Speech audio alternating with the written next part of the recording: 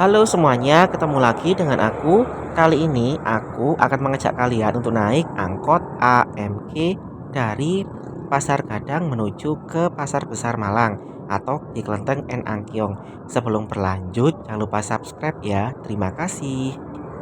Kali ini aku berada di seberang Pasar Gadang, tepatnya di sekitar toko buah ya. Di sini adalah tempat ngetem angkot-angkot yang menuju ke arah Arjosari dan menuju ke arah Landung Sari. Ada banyak angkot seperti angkot ABG, angkot AG, angkot AMG ya yang ngetem di sini. Jadi kalau kalian itu susah menemukan angkot di Pasar Gadang, silakan kalian ke tempat orang jual buah seperti ini ya. Biasanya mereka itu angkotnya ngetem di situ. Angkot AMG itu merupakan kepanjangan dari Arjosari, Mergosono, dan Gadang. Nanti angkot ini tuh hampir sama rutenya dengan angkot AG dan angkot ABG, cuma nanti lewatnya itu lewat Pasar Besar ya di sebelah timurnya.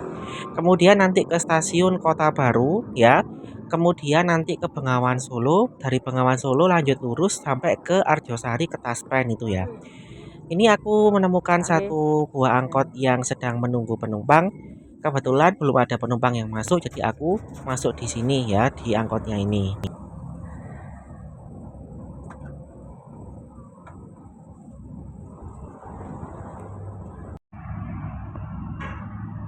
Karena belum ada penumpang yang naik, jadinya ini aku menunggu ngetem dulu sopirnya sekitar 20 sampai 25 menit, cukup lama memang. Tapi ya gimana lagi, kalau nggak ngetem ya nggak dapat uang sopirnya ya, karena di sini belum ada sistem buy the service seperti di Kota Solo. Jadinya sopirnya itu masih bentuknya setoran ya, tidak digaji oleh pemerintah. Tapi ketika aku naik ini itu cukup banyak yang naik ya untuk ukuran sekarang. Ada sekitar 4 sampai 5 penumpang yang naik, kemudian turun dan ada yang naik lagi.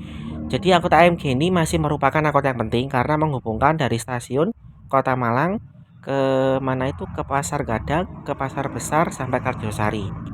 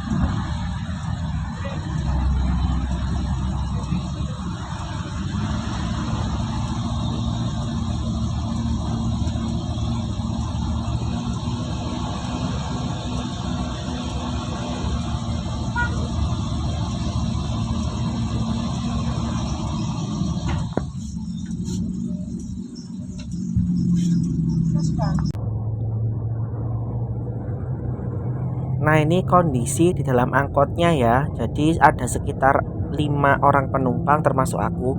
Yang depan itu adalah kalau nggak salah kerabat atau istri dari sopirnya. Jadi nggak masuk hitungan penumpang.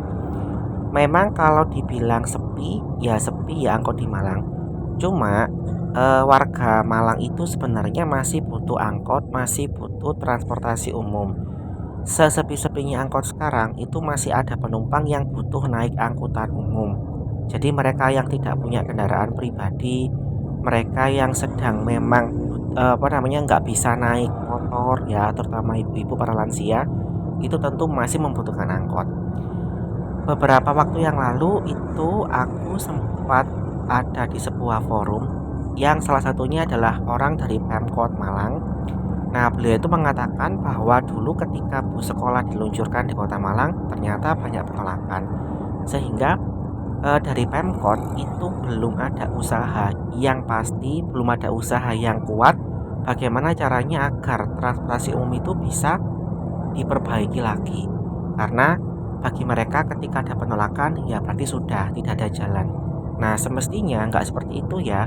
Kalau misalkan ada penolakan, ada banyak banyak ketidaksetujuan, pasti kalau dari pemerintah ya harus bagaimana caranya untuk bisa membuat angkot itu lebih baik lagi. Ya mereka didudukan bersama, dibuat forum, nggak harus sekali jadi, tentu berulang-ulang ya.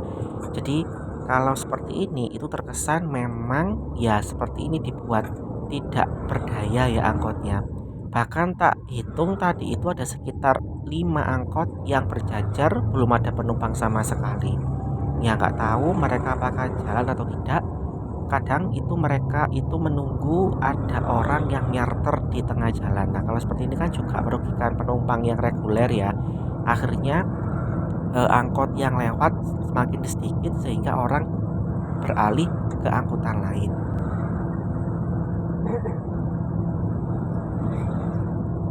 Kondisi transportasi umum di Kota Malang memang sangat memprihatinkan. Bayangkan dengan banyaknya kampus di Kota Malang, seakan kampus-kampus itu malah membebani Kota Malang dengan kemacetan dari para mahasiswanya.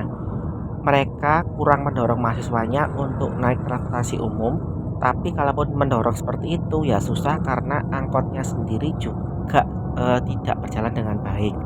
Nah, jadi solusi yang bisa aku tawarkan ya ini sebagai masyarakat biasa, pemerintah, kemudian para akademisi yang bergerak di bidang transportasi dan para sopir angkot serta para pemilih angkot itu duduk bersama ya beserta tentu DPRD ya itu mereka juga punya kewenangan bagaimana bisa merumuskan angkot ini kembali ada dengan baik lagi. Entah sistemnya by the service atau apapun yang jelas saat ini memang butuh sekali Kota Malang itu menata angkotnya. Kalau kita berkaca dengan kota lain, ya Malang sangat tertinggal jauh. Bayangkan dengan kota sebesar ini, ya dengan luas sekitar 110 atau 120 km persegi dan penduduk ya 800.000 yang penduduk asli dan mungkin bahkan lebih dari sejuta ya kalau ada mahasiswa, ada para penglaju dari kabupaten. Nah, tentunya mereka butuh sekali angkutan yang layak. Kalau membicarakan naik motor ya memang cepat, tapi dengan pengelajuan jumlah motor yang semakin banyak dan jalan di Malang yang semakin sempit, tentu sangat merepotkan ketika macet. Saya sendiri tuh nggak kuat kadang ya kalau keluar Malang, terutama ketika akhir pekan, itu capek ya dari rumah saya di daerah Sukun ke Arjosari itu bisa memakan waktu 1 jaman ya kalau pas macet, bahkan pernah itu 1 jam lebih ketika ada acara. Jadi mulai sekarang ya ini tahun 2024 seyogyanya pemerintah Kota Malang itu sudah mulai ada rencananya. Sayangnya dari dari rencana kerja yang tak baca dari tahun 2024 sampai 2026 ya, itu belum ada eh, program kerja untuk menata transportasi. Yang banyak itu adalah tentang drainase, kemudian tentang pengelolaan lingkungan, kemudian tentang pembangunan fisik yang lain ya. Tak baca itu belum ada, entah aku belum menemukan tapi DRJMD ya kalau nggak salah yang tak dapatkan dari pihak Pemkot Malang itu belum ada sama sekali menyinggung mengenai bagaimana upaya untuk menata angkot. Padahal kota lain sudah mulai menganggarkan ya dari APBN-nya, APBD-nya itu untuk transportasi umum. Nah, padahal APBD di Malang sangat tinggi ya, cukup tinggi, bukan sangat tinggi, cukup tinggi, terutama dari PAD-nya di bidang industri rokok ya itu cukup tinggi. Nah, sayang sekali jika nggak digunakan sebaik-baiknya. Nah, ini aku sudah sampai di sekitar flyover Kota Lama. Sebentar lagi akan sampai di Kelenteng and Angkyong.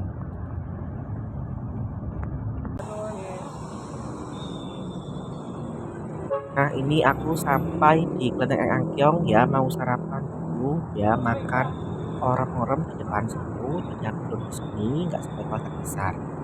Oke, sekian info dari aku. Sampai jumpa pada video berikutnya. Terima kasih.